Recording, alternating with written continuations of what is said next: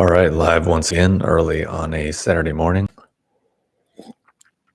And in this joyous and wonderfully uplifting, enlightening live stream, I'm going to discuss and go over how modern online dating is doomed and what to do about it.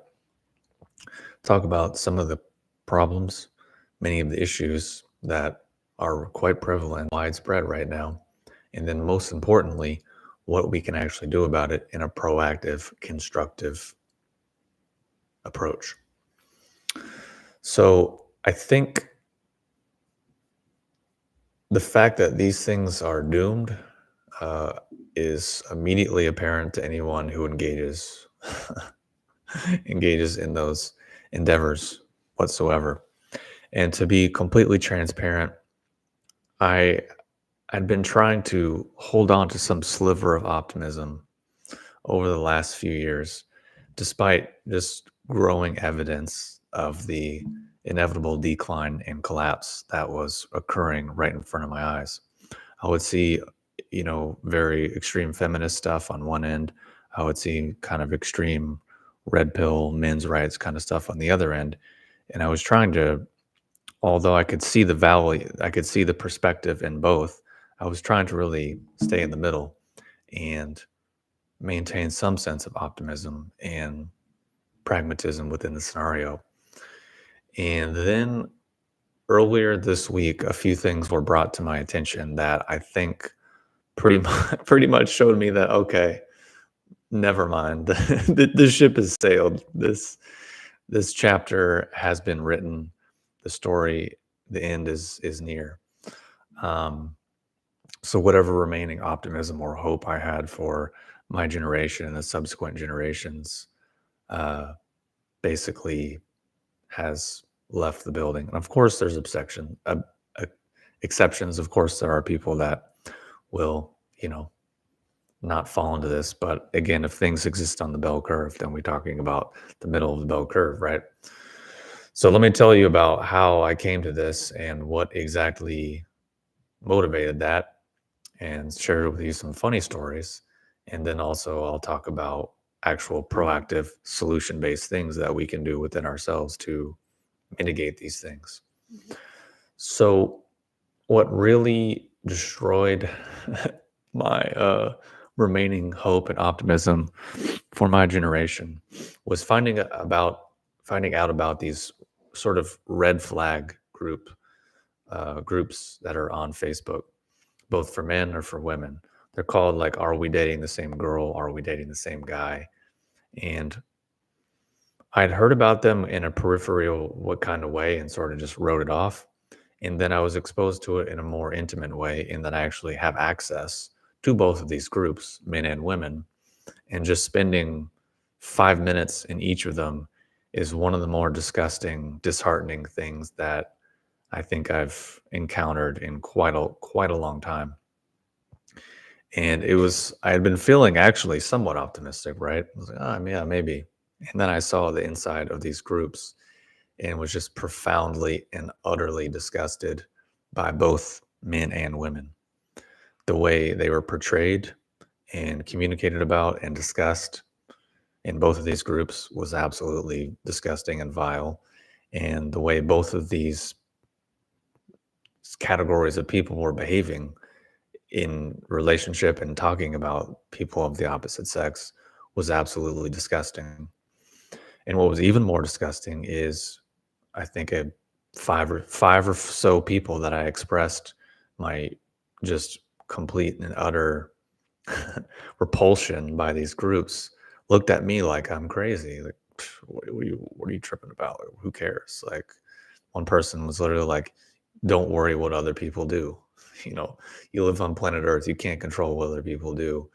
Just worry about yourself." And I'm like, well, the fact that you're okay with this disgustingness is a whole separate conversation. But yeah, you're right. I'll control myself. So see you later. Let's never speak again. So maybe you're familiar with these, maybe you're not, but I highly recommend if you just want to see something gross and disgusting, look up these groups and go take a look inside. It's more or less people kind of Yelp reviewing other people, or posting pictures of someone and being like, hey, do you have any gossip or red flags with this person? And I would say the minority responses are fairly benign and vanilla, and the majority are tend to be pretty disgusting. Either people that knew the other person, maybe it didn't work out, or some thing happened, it was negative, so they're now have a vendetta against that person. Or in the men's group, there was just a lot of pretty disgusting things that you can probably don't need me to pencil in. Uh, Whereas men, the disgustingness tend to express more physically, and the disgusting stuff from women tends to be more of an emotional or psychological basis. So it really just gave me a really pretty disgusting, funny joke where it's like if people in my generation have kids, right, and they get married, they have kids, and like, mommy, how'd you meet daddy? Oh well, saw him on an app, and I was gonna swipe right on him, but then I posted his picture in a Facebook group, and all these people that I don't know gave him a thumbs up, so I decided to go on a date with him, and now here we are. Or it's like, "Hey, dad, how'd you meet mom?" "Oh, I posted her picture on this Facebook group, and none of the guys in the group had banged her, or the ones that had banged her, were decent guys. So, I knew she was fine because all of these people that I don't know and never met and that were existing in this um, sort of incestual cesspool of human filth gave her the thumbs up. So I knew she was the one. Like, really? You think that's you think that's the deciding factor for you to be able to decide if someone's a compatible partner for you? And the fact that you would believe that and say, "Yeah, yeah, yeah," is also pretty disgusting. Um, so that was pretty funny. On the flip side, I can see some of the validity as to where these groups might have come from because unfortunately there are a decent amount of scumbags in the world. There are a decent amount of absolutely psychotic women that will destroy your life. There are absolutely disgusting men that will destroy your life. But I think unfortunately, media has a way of exaggerating things. So maybe I'm naive or stupid or ignorant, but I tend to think that most people are pretty good, and that people that are genuinely terrible or bad or evil is a much smaller micro percentage. I think there's definitely a lot of people that engage in poor behavior, and then they engage in that behavior over a long period of time because a lot of people enable it and support it and allow it to happen. I talked about this in a previous live stream. Uh, Multiple stories of guys that are, banging 5, 10, 15 different women in a revolving door, right? And they all know about it. They're all open to it. They all are aware of it, but they just think, oh, well, he'll change for me. Oh, no, no, we have a connection. Oh, no, he said he really cared about me. So maybe I'll be the difference. And it's like, no, you know what you're doing. Everyone knows what you're doing. You're participating in it. You're all participating in it. So you're all just enabling that behavior. Simply, simply put, if you stopped enabling it and saw for what it was and respected yourself enough as a human being, then eventually that behavior would die out. But no one does, so it continues. Yeah, definitely accountability is a big piece of all of it. And it's something I'll get into in the second section where I talk about the actual solutions, things that we can actually do to mitigate these things. So, in general, if we ask ourselves, in terms of these disgusting groups, would you ever wonder what are the most uh, popular engaging threads on these groups? Well, I'll tell you. One is one of the most popular threads is, have you ever rejected a guy just because you couldn't see yourself screaming his name? That one, tons of threads and engagement being like, oh yeah, fuck all the guys with this names. Oh, that's disgusting. And all this sort of like guys are disgusting sort of meme. Very popular one. But the absolute most popular one with the absolute unequivocally most engagement is You automatically swipe left on a guy or automatically reject a guy. Now this now this thread has significant engagement, massive engagement, the laundry list of explanations, which I am absolutely not surprised in any way, shape, or form. And that just really goes to show you how self-defeating the vast majority of people's attitude is. That their very own attitude and their very own conduct and behavior absolutely guarantees they will keep producing the outcomes that they claim to not want. Because if you're treating people in a fundamentally dehumanized manner, where you're not seeing a person for actually being a person, and you're solely existing within your own mental construct, and you're doing that because you're completely obsessed with and fixated on pathology and therapy speak, then you absolutely cannot be surprised when that is exactly all that you get and all that you see, because you're living in this completely self-absorbed reality. So then all you're going to get is more of that. And you have this laundry list of expectations, demands, requirements that will absolutely never be met and are subsequently also basically like quicksand, meaning they're defined, but they're also sort of amorphous and moving around, and you'll sacrifice them for at any possible opportunity because you don't actually really stand by them. On Monday, you'll stand by it, but then on Friday, you'll believe something totally different, and you go back to it, completely inconsistent. And the thing with compatibility is that if you don't have any degree of a stable sense of self, you can't be compatible, because it's like being compatible with steam. It's just it lacks any degree of substance and stability. So that's it. You can't really expect any different results because it's the very nature of the thing that you're engaged in and by the way in which you're doing it. And I can tell you that for, I don't know, a year or whatever, I don't know how long it's been, 6, 12 months probably, I had this thing on my Hinge profile where I called this out explicitly and directly.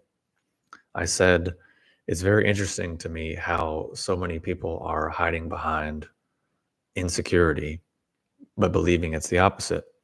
So if I was a guy and I came on and my profile was about I have a massive dick, look at all my money, here's my yacht, here's my Ferraris, here's all the women I had sex with, a huge chunk of women would probably be profoundly attracted to it, but also tell themselves that they're not. So there's that.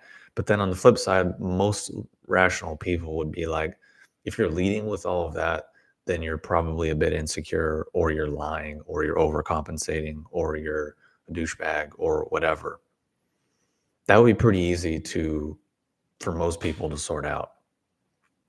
Yet if a female comes on and says like, I'm so independent, I'm so strong, I don't need anyone, I don't need anything, and I'm so busy and I have all this stuff going on, look how cool I am, look how busy I am, look all the stuff that I've done, I don't need anyone, but I'm on a dating app and I really want to meet someone and I really want to have a life and I want to have a partner and I want to do all these things. It's like, okay, well, it's a contradictory attitude. It's a complementary thing you're putting forward, and you're probably just doing it because you're overcompensating for how deeply insecure and lonely and how much you really want the thing. But because your actual attitude and sense of self is preventing you from having it, you believe that, okay, well, I don't need it, but you actually do really, really, really want it in like a deep primal way. It's like I could sit here and live stream for 2 months straight and talk about I'm a strong, independent man. I don't need food. But I guarantee you, gonna become a point where I absolutely do need that food. There's something within me that actually biologically requires it, because humans, we are social animals. We are social creatures. We need some degree of connection. We need community, and we need some degree of intimacy. So if you're going to come on and make your whole identity about how you don't need it, then you're probably lying and you're probably deceiving yourself, and you're probably only going to produce massive frustration and disappointment. And no one will ever be good enough. No person will ever be good enough. No situation, no scenario, because you have a laundry list of expectations and demands with a fucking absolutely nothing that you're going to contribute in return. And then you're going to be surprised when things don't work out or people treat you like crap. It's like, well, you exist in a completely self-absorbed way, so you don't actually see other people, which means on the flip side, you're closed off from any degree of connection. And on the negative, you're closed off to where you can't perceive a person's negativity. So you have to rely on all this other crap because you fundamentally exist in a way that you're divorced from your own natural discernment and capacities as a human being. So you think you're doing all these things that's making you strong and independent and uplifted, but it's actually having the opposite effect. It's making you weaker, more susceptible to manipulation, lonelier, less healthy, less vital, more reliant on pharmaceutical drugs and weed and alcohol and porn and meaningless activities and consumerism and all these concessions that people have to make to fill in their internal void. But the fact of the matter is, it never actually does those things. And the more you consume is the more you need. The more you need, the more you have to consume. And it's just a vicious cycle. So that was the first part of it. And then the second part was that I said, most people are not actually looking for a relationship with a human male. They are looking for some combination of a dog, a dildo, or a decoration. And the thing is, when I said this thing, I thought it was mostly kind of a joke. And then over time, it's just proven itself to be more and more true. When I heard about these groups, I'm like, oh, that's exactly what I've been describing it. And then I see the way in which they are discussing humans, and it's exactly that. A dog, meaning a pet. Give me validation. Give me attention. Okay, now leave me alone. A dildo. Oh, I'm horny. Fill me up. Okay, now leave me alone. A decoration. Oh my God, my life is so amazing. I'm such an amazing person. I'm so cool. I just need this last missing piece to put on top. The bow for my package, then everything will be perfect. Oh, but never mind. Leave me alone. You're disgusting. You're toxic. And it's not really anything related to actually connecting with humans in a human manner. And I just made this as a joke, kind of. And then over time, it's just proven itself to be so much more accurate. And I can't tell you the sheer amount of females that responded directly to the shower thought and engaged in the exact behavior that it was describing. Oh my God, your shower thought's so funny. Yeah, it's describing you. But they don't see it at all. I don't think a single person that I've at least spoken to gets it at all.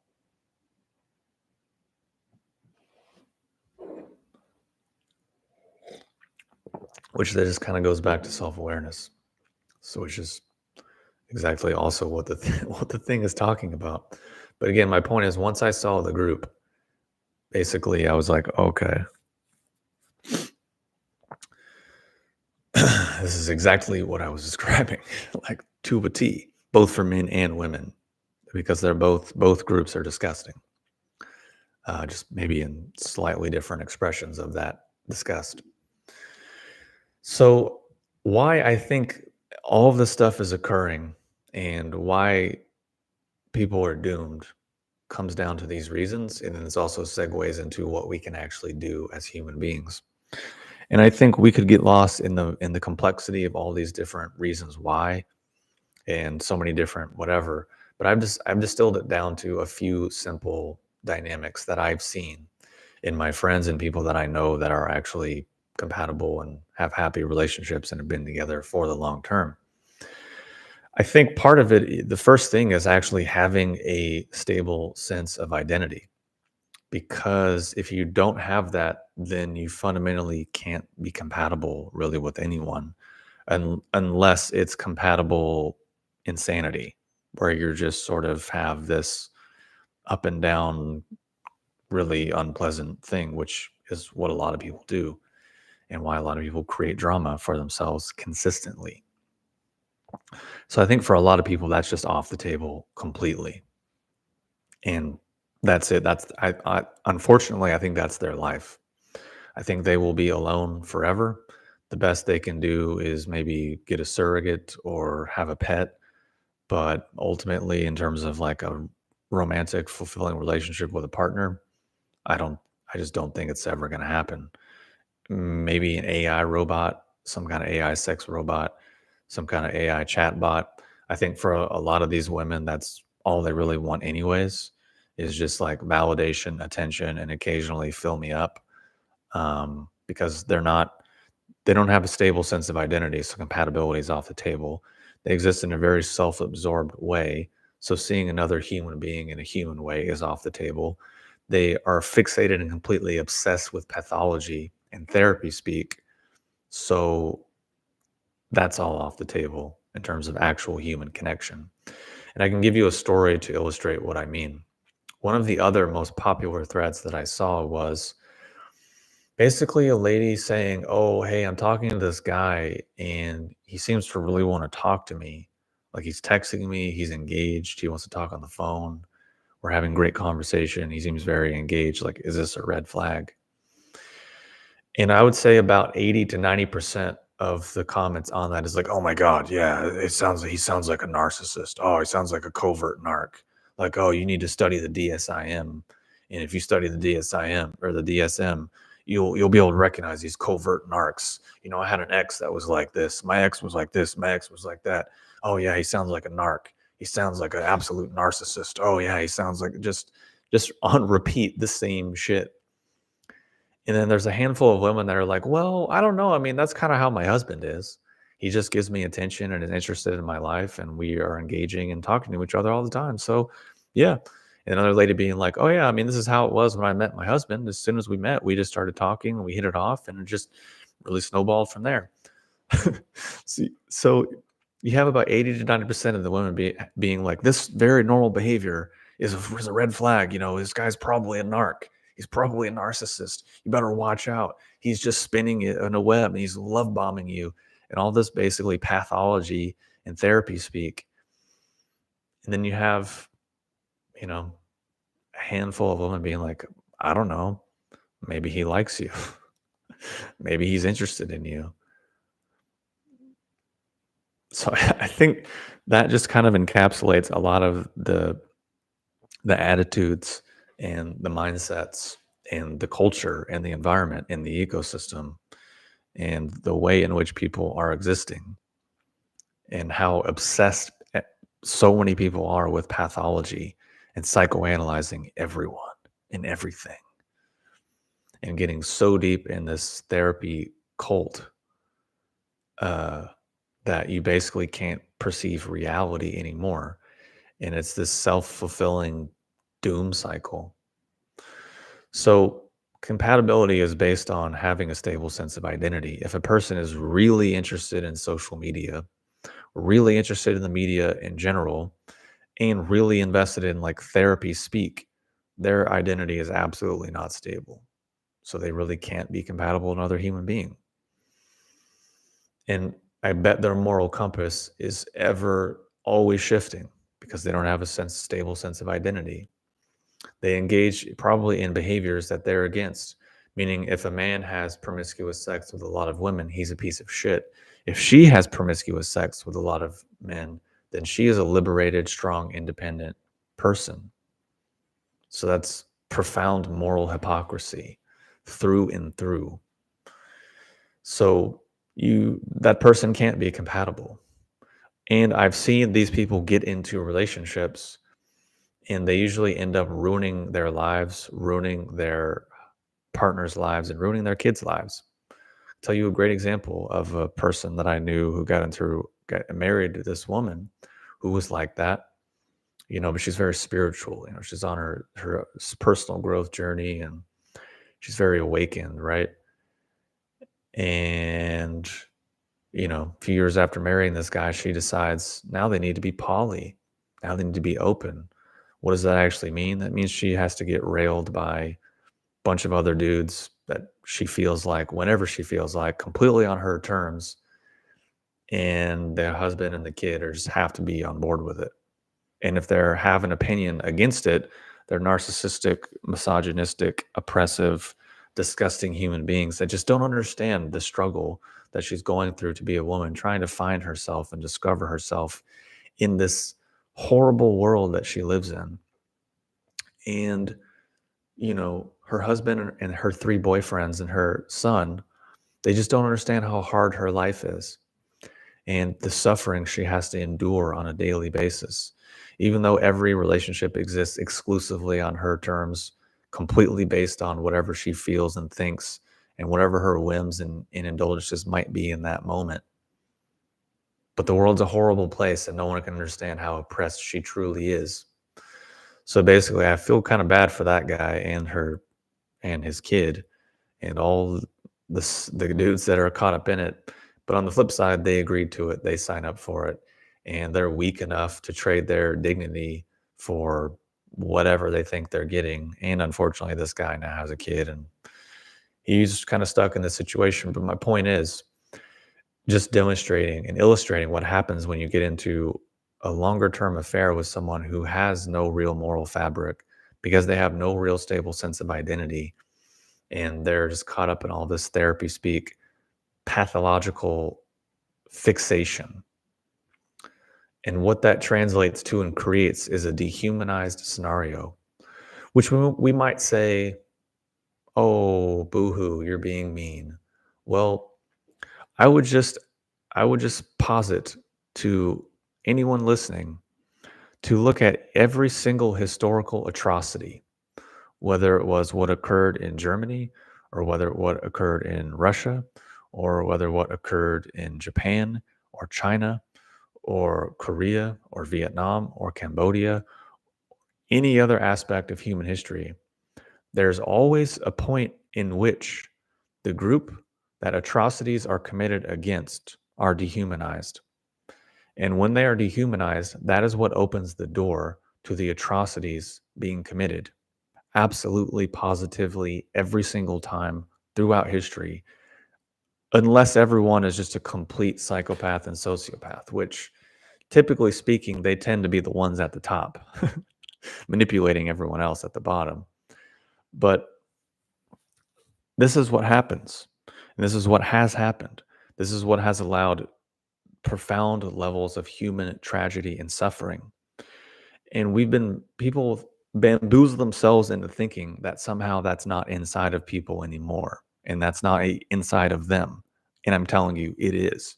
I've been saying this for a decade. That same reflex and capacity is in all of us. It's in everything. It's in every human to varying degrees. And these subtle ways in which we start dehumanizing other people opens the door for very terrible things. Opens the door for mass levels of just the absolute worst behavior that humans can do. So, what are we seeing? We're seeing a massive social decline of the way in which people are treating each other. How are they able to do that? They're dehumanizing it. And through feeling like a victim. Just like this lady that I just talked about, who, she's so oppressed because she has three boyfriends, a husband, and a son. And, no one can understand how hard her life is. She's completely enabled and supported in that behavior, not only by the weak dudes around her who lack the moral fabric to say up is up and down is down, but also the fact that she feels so victimized by some imagined scenario that she never experienced, probably. It just completely enables her behavior. So through that victimization, now the people she's doing horrible things to, it doesn't really matter because they're not actually really humans. They're just this label, or they're just this category, or they're just this thing. So then who cares about that?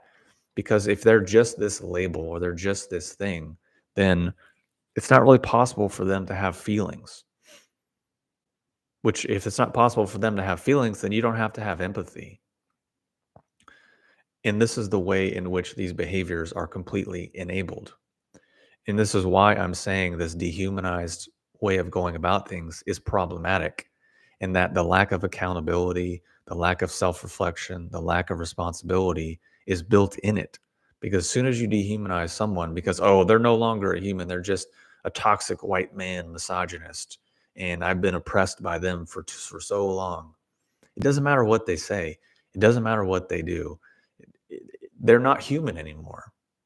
Or on the flip side, if you're like, oh, women are all dumb bitches and hoes, and all they care about is money and status, and they're just going to use me for whatever. As soon as you do that, then you enable yourself to treat them poorly. Why? Who cares? They're not humans anymore. They're just this label. They're just this person that fits this label that belongs to this category. And I label this category as evil. So now they're no longer human. So it doesn't matter what you do. And now you're off the hook.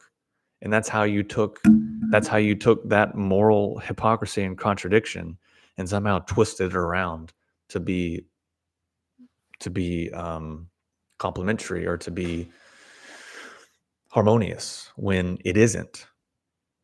And the fact that you have to go through all that psychological work to justify it implies how terrible it is. It's like it's like if it takes just this essay and all of this angst in your whole life and your whole identity, it means there's probably something off there. Which, if you go in these groups, that's pretty much what it is. A lot of people getting together to justify their own poor behavior and their own pathology, and then getting validated and supported by it in a group dynamic. So that's how I think these things really occur. And it's a slippery slope. And I think, unfortunately, most people don't even know what that term means, and they're not familiar with the concept. Therefore, they are even more susceptible to falling into it. And I think this is why many things that I have issue with, most people are like, who cares? You're crazy. It doesn't matter. You're mean, etc. But this one in particular, when I had been saying for years that people are dehumanizing each other and whatever, people are like, oh, you're dumb, you're crazy. And then when I see these groups, it's just an even greater manifestation of that, and a greater expression of that. And then the handful of people that I talked to about it and expressed my problem with it, they looked at me like I'm crazy. Why do they do that? Is because they don't, well, for one, they're not familiar with slippery slope, and they're not familiar with how things build on each other. Things, A leads to B, leads to C, leads to D, leads to E, leads to F. This is how things go. So if this is what people are doing now. If you get enough people doing that for enough period of time, it's absolutely only going to get worse. It's just going to get more echo chambery, more toxic. And if you just look at social media over the last 5 years, that's what we've seen. So the fact that people are doing this now, and they're doing it in private, and they're doing it within the context that you're not actually supposed to tell anyone about the group. Technically, the groups I'm telling you about are secret. The first rule of these groups is you're not allowed to mention them publicly. You're not allowed to mention them on any public platform. And you're not even allowed to say anything in the actual post. Everything has to be in the comments. Now, if that's the first most important organizing rule of a group, might tell you all you need to know. But I'm saying is, the vast majority of these people existing in these groups are just gonna get down, are just creating and setting themselves up for more failure and for more loneliness. Absolutely, positively. And they will completely deserve it because of the negativity they engage in and push forward and create and exacerbate and exponentially increase in the world. And the reason why they have to do it is because of their own fundamental lack of disconnection and loneliness and isolation that's usually caused by their own lack of internal stability. So getting back more to the positive things and the solutions, I think the first part of it is to develop an actual stable sense of identity, independent of social media, independent of social engineering. Because you could come on and say, "Oh, I do have a stable sense of identity. I support I support Democrats blindly. I believe in COVID. I'm anti-white men. Believe all women. I support whatever war they tell me to support. I support whatever vaccine they tell me to support." Okay, that's not really a stable sense of identity, and that's just a product of social engineering. On the flip side, if you just say, "I'm against all of these things," again, not really a personality, still just a product of social engineering. It's just two sides of the same coin, of the same reactionary, pre programmed, predefined, limited, dehumanized way of existing. And if people are existing in these worlds thinking, like, no, no, no, I am an independent thinker. No, no, no, I am intelligent. No, no, no, I am stable. You're not, because as soon as this side changes, this side changes. As soon as this side changes, this side changes. That's not stable. As soon as the media says one thing, both sides are going to reaction. So that's not a stable sense of identity. That's an unstable sense of identity, completely like sucking on the teat of the technocratic media establishment and whatever they decide is the most profitable, most reactionary way for you to think, feel, and believe. That's not stable. That's not healthy in any way, shape, or form. So if that's the basis in which people are trying to relate, forget it. Unless you can find someone who completely fits in with the same exact programming that you do, which is cool. Two NPCs, two sheep, two, you know, low IQ individuals can sync up. Great. They can be compatible. Fine. And then whatever media tells them to think, feel, and believe, they can just constantly go through together because they have no moral fabric. They have no real sense of integrity, have no critical thinking, no executive functions, probably riddled with psychiatric illnesses and autoimmune conditions and digestive disorders and adrenal dysfunction and hormonal imbalances and a whole manner of predictable physiological imbalances that go along with that kind of mindset. Cool. So that's the first thing. Second is being able to actually be focus on creating win-win scenarios. Because where I see most of the people in these groups getting into is, this is what I want. This is what I need. These are these are the red flags that I look out for. This is what I want. This is what I need. These are my demands. These are my expectations. This is what I won't settle for. Okay, well, what are you going to give in return? Well, no, I don't need to give anything in return because I'm a strong, independent person. I've done the work, capital T, capital W, and I've been through so much. And da, da, da, da, da, da. It's like, okay, well, that's a fantasy. Cool. But like humans, you want to have a win-win. You want to have a situation where both people feel happy, both people feel satisfied, both people feel like, yeah, this is great. This is a great thing to have in my life. Not, but when you talk to people, especially the types of people in the groups that I've been discussing, this is what they describe. This is their framework for a relationship. That's it. It's not, well, how can we create a win-win? Well, part of how to even be able to create a win-win is you have to be able to recognize self and other.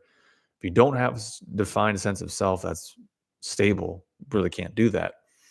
If all you do is think about what you want and you think and what you need and what you feel, that's called being self-absorbed. That's called being like a dog or a child. So that's not going to create any capacity for creating a win-win scenario.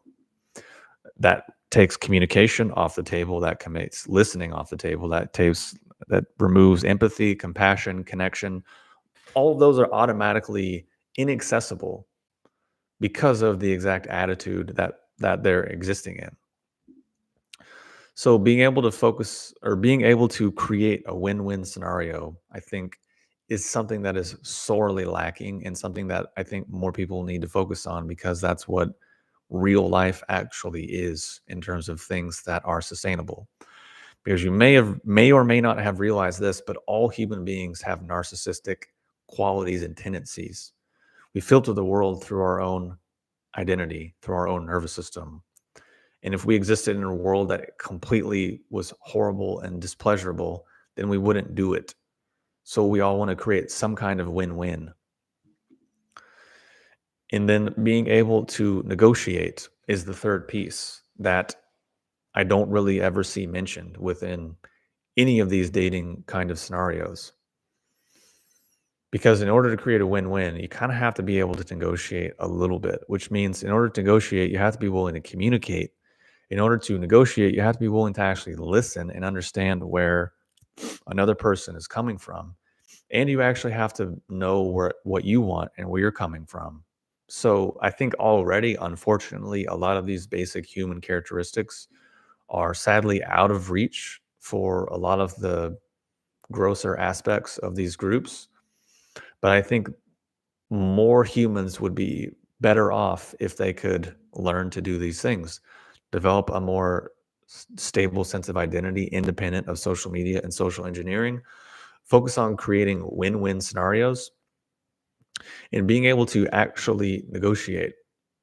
And fourthly, being able to actually listen and consider other opinions and other worldviews. That doesn't mean agree with them. That doesn't mean live by them. All it means is understand them. How did they get there? Why did they get there? What do they get from that? What positive need does that fill for them, if any? How did they arrive there? And why are so many people rallying around it? I think these four things are what's missing from pretty much the vast majority of these types of individuals that I've been discussing over the last 41 minutes and 40 whatever seconds. In these groups, both men and women, they are missing these basic categories. But I think, unfortunately, I'm not very optimistic. I don't think. I think we're living through a period of pretty rapid social change, and our birth rates are going to go down. Part of that is just development and industrialization. We saw it in Japan, we saw it in South Korea, and many other countries. As they reach a certain point of development and industrialization, then birth rates and fertility, interest in pair bonding all goes down, which is kind of a natural thing. But then also there's a lot of negative social consequences that tend to come along with that. This is what we're living through in America. In some ways, we're living through one of the most comfortable, opulent, luxurious times in human history, yet people are profoundly insane and miserable and unhappy, isolated, and all of these things. And I think a lot of it is because social engineering, social media inhibits people from being able to develop a stable sense of identity, to be able to create win-win scenarios in their relationships and their lives, inhibits them from being able to negotiate, and inhibits them from being able to actually listen and consider other opinions. Because the vast majority of what I see in discourse and dialogue for the vast majority of people, the vast majority of the time, is not any of these four characteristics. It's the opposite. It's, I don't agree, you're wrong, you're an idiot, you're an asshole, you're a toxic piece of shit. But it's like, you don't even understand what I'm saying. You don't even understand where I'm coming from, how I got there. You don't understand what I mean. You're just reacting in this such a small-minded, self-absorbed way that's so reactionary and so socially programmed that you basically exist in a mental construct. And all you can relate to is whether or not what someone says or does seems to validate and align with your social construct, or is it an attack on that? And that's it. And that's basically just fight or flight all the time, almost like a dog or a child, minus the positive attributes of those things, minus all the love and wonder and joy, and like all the things. It's just pure reactivity and lack of functionality. And that might sound mean, but the fact of the matter is, anyone can develop, I think, maybe I'm dumb, but I think anyone can develop these capacities to more of a degree. Maybe I'm wrong. Uh, I think I might be wrong, actually. Maybe I'm just trying to be optimistic and positive, but I think it can. And if we look at relationships that actually work, I almost guarantee you the 4 things that I just said are probably in there. At least from what I've seen from the relationships, from people that I've seen and known that actually work and are harmonious and exist, these things are there. Of course, there's more to it, but I'm just saying in the most simplest of terms. So that's really all I had for today. Um, a lot of exploration on what's a bit negative or pessimistic, and then what I think are actual solutions that could really help a lot of people. But I just see that in my experience in the health world or trying to be solution based, a lot of people actually don't want solutions.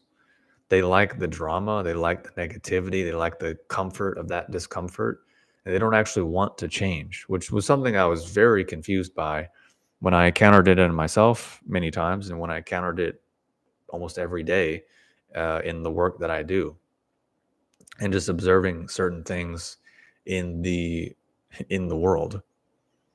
So in short, I was speaking about these sort of red flag online dating groups that are on Facebook for men and for women. That's what I've been talking about as a basis for a lot of the things that I've been saying. And if you're not familiar with those groups and you want to laugh and you want to be disgusted at just the bottom of the barrel of human conduct, take a look. It's genuinely terrible. Um, so yeah, once I saw that, I'm just like, yeah, it's a wrap for my generation. And it's a wrap for anyone who engages in this stuff, because I just don't think it's going to work, man. Just in the same way that our society has, on a different note, pretty much just adopted normalizing PEDs and steroids and weight loss drugs. And soon it's going to be normalized to be taking happy pills. And people are going to be, basically, I'm just envisioning within the next, probably by 2030, a pretty dystopian, or what used to be considered dystopian kind of world, where mostly everyone's going to be on a whole lot of different drugs for a whole lot of different things. And they're going to feel really good for a while, which is what all drugs do. Like, especially for all the people doing TRT, I'm like, TRT is awesome, but what's going to happen in 10, 20 years? No one knows. And yeah, SSRIs might as well be a supplement now. I think I'm just going to look what percent of Americans are on SSRIs.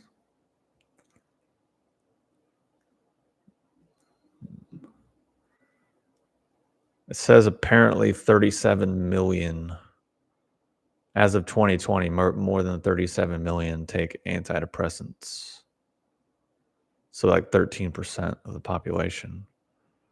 Actually, no. An article from 2022 says about 20%.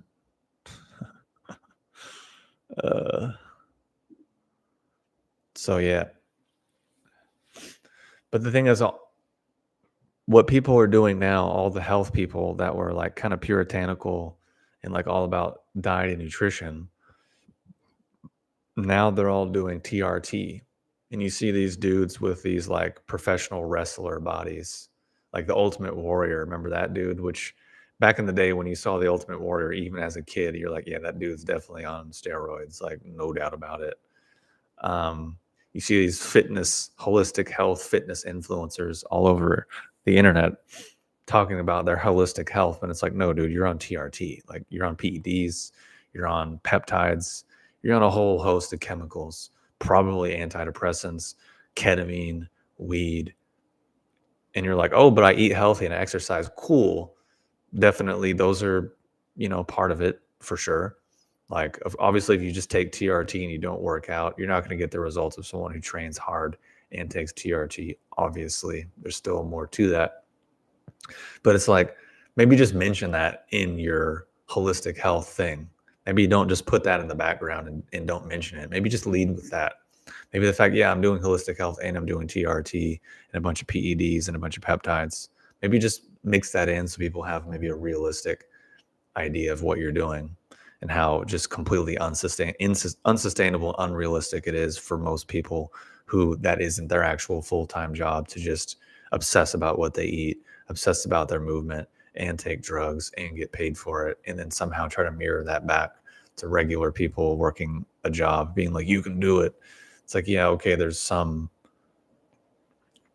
value there for sure, guys, but it's like, and it just reminds me of a very popular alternative health, spirituality guy, I won't name his name, who, for a decade was basically being like, yeah, dude, he looks great for 75, must be the carnivore diet. Yeah, definitely has nothing to do with the steroids and the TRT and the PEDs and the whatever, who knows how many other things.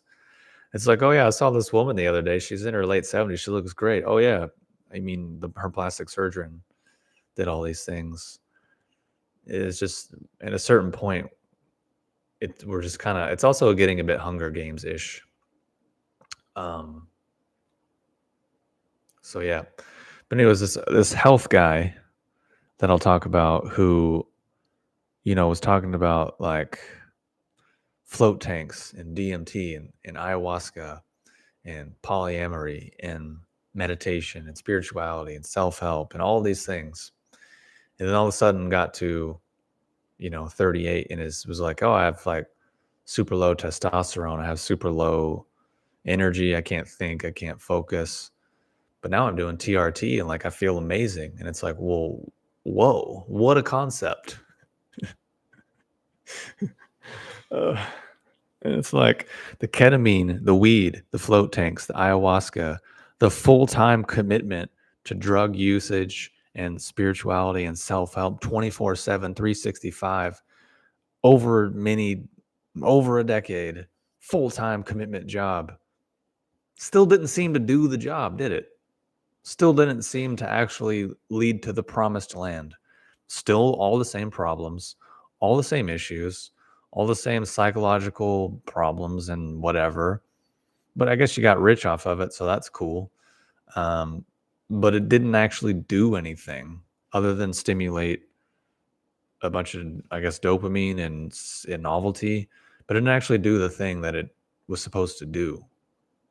Like if I went to the gym every day for a decade, and at the end of that decade, I was still lifting the same weight or less than day one, I'd be like, something might have been wrong.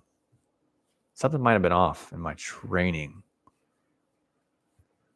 But sign up for my course and listen to me tell you the amazing benefits of plant medicines and psychedelics and ketamine and float tanks and boofing whatever and going to the Amazon and getting tribal tattoos and looking people in the eyes and being creepy and crying at, inappropriate moments when it's not really required, but then being rewarded for it. And just generally being like kind of an insane, unstable person who's just constantly all over the place and constantly shifting, constantly doing all these different things, but people are validating you for it. And then you're surprised when your physiological organism craps out on you. Oh, but I took steroids and now I feel better. I mean, yeah, anyone could have told you that. Like if everyone went out today and started doing cocaine every morning, I guarantee you'll feel better for a while. You'll feel more productive. You feel more awake. You'll feel like, oh my God, I can get so much more done. But there's going to be a price to pay. If you, like I said this in the last live stream, if you woke up every morning on an empty stomach and drank a bottle of wine, there's going to be consequences. But the thing is, and the reason why I mention all of this is because that ship has sailed. Accountability, responsibility, framework, intellect, logic, stability. That's all, like, our culture made their choice. That's done. The vast majority of people are going that road where it doesn't matter what I do, how I live, who I am, how I think, all these things. I want to be isolated from all consequences of responsibility because there's always a new drug to kind of kick the can down the road. So it's like, on one hand, they're a proponent of massive consciousness and self exploration and autonomy and being an independent person and creating your universe and your reality. But they're also completely and utterly reliant on the pharmaceutical industry, which you would think those things might not go together, in that these things might have contradictory aims, which they do. But to the people engaged within it, that's a sunk cost. That's a sunk ship, because they have their moral framework isn't existing in a place to actually see the complete hypocrisy in that. Meaning, this system of organizations, i.e., the pharmaceutical industry, is unarguably, unequivocally been responsible for horrible things. Of course, they've done some good and have helped people, of course, right? But in terms of the vast majority of the things, the vast majority of the time, and we look at the way our insurance industry works in America and how it completely exploits people and treats everyone in the system like shit, except for the people at the top, and exploits everyone pretty much at every stretch of the imagination, at every rung of the ladder. It's exploitation. But then you have these consciousness woke individuals who are all about consciousness and freedom and exploration and enlightenment. They're completely reliant on this thing, but it's not a problem for them. Doesn't sound any alarm bells. Doesn't. It's fine. So my point is, the ship sailed. So if we exist in this kind of society, in this culture, being mad about it, it's a waste of time. Trying to fight against it, waste of time. Trying to change people and not be like that way, probably a waste of time. I mean, like, the ship has sailed, because it doesn't matter what you say or what you do. They don't have the capacity to hear or understand. It's like if you went and resurrected a dead language from 5,000 years ago and you came out and you spoke it, but you're like, no, I speak it perfectly. It doesn't matter. No one can understand it. They don't have any capacity to hear it or understand it. So you're wasting your time and your energy and your life to try and do it. And if you're going to beat yourself up about it, that's an even bigger waste. And I think this is just a different illustration of the same thing that I was talking about in terms of dating earlier. Just saying, in terms of a lot of the health field now and these influencers, it's the same thing. The ship has sailed. And more or less, it's a lot of people being rewarded for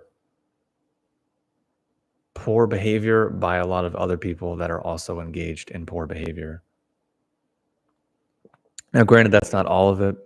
Of course, there's exceptions. Of course, there's other parts of the bell curve. But in general, this is what we're dealing with. So yeah, that's all I had for today.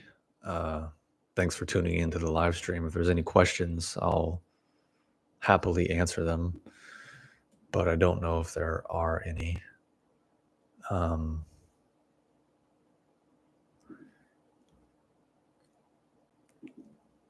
I think if you check out a lot of the problems people have and speak about, it comes down to the four things that I said earlier.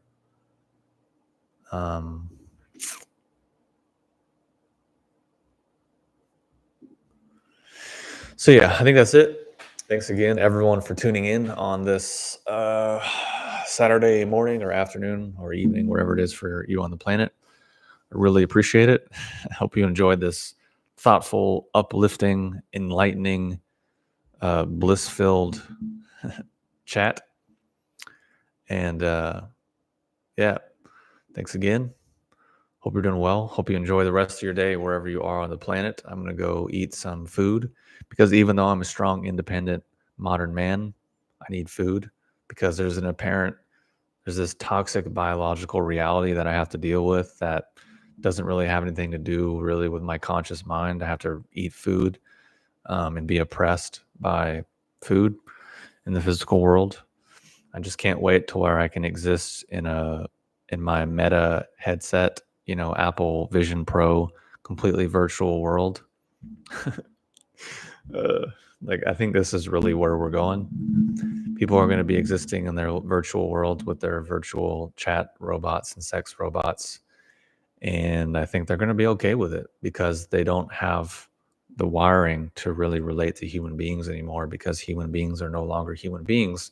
We are only X, Y, and Z label, which belongs to X, Y, and Z group, which is thereby toxic and disgusting and evil and dehumanized. So we can't, whatever.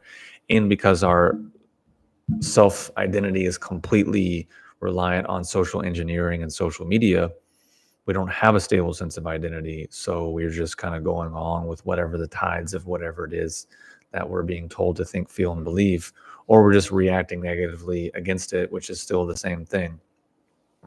So that's ultimately, I would say, 3 to 5 years, but definitely by 2030, this is where we're going to be. And the thing is, I think the vast majority of people are just okay with it. I think freedom is something that is too big of a pill for a lot of people to swallow, and think I just don't think it's something that's really wanted or interested in. Just tell me what to do, tell me what to think, tell me what to believe, fill up my meal card every month and leave me alone and let me exist in my virtual um, hyper reality of just self and self-absorbed whatever. Who cares about everything else? Oh, but yeah, I care about that, so I'm gonna like it and then retweet it, but I'm not gonna actually do anything about it in the real world because I'm told to. I think that's pretty much where we are and where we are headed. And I think that's it. Enjoy the ride. But anyways, thanks again for tuning in, and hope your day is going well. And I will see you in the next one.